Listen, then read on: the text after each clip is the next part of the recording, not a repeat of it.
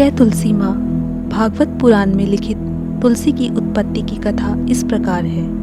एक बार शिवजी ने अपने तेज को समुद्र में फेंक दिया, जिससे एक बलशाली बालक का जन्म हुआ, जो बाद में जालंधर नामक दैत्य राजा बना। इसका विवाह कालनेमिक नामक दैत्य की पुत्री वृंदा से हुआ।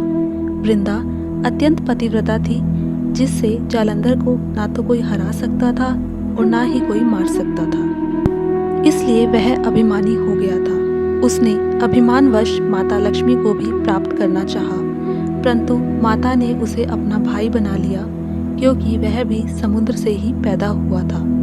यहाँ तक कि पार्वती को भी वश में करना चाहा, परंतु माँ पार्वती उसके कपट को समझ गई और अंतर्ध्यान हो गई। उसका उत्पात बढ़ता ही जा रहा था, इसलिए उससे तंग आकर सभी देवतागण भगवान विष्णु के पास गए और जालंधर का अंत करने के लिए प्रार्थना की। क्योंकि जालंधर की पत्नी वृंदा अत्यंत पतिव्रता थी, इसलिए उसके सतीत्व को भंग करना जरूरी था, जिसके लिए भगवान विष्णु ने माया से जालंधर का रूप धारण करके वृंदा के सम्मुख जा उसे स्पर्श कर दिया, जिससे उसका सतीत्व भंग हो गया और युद्ध पर गए हुए जालंधर का भी वध हो गया।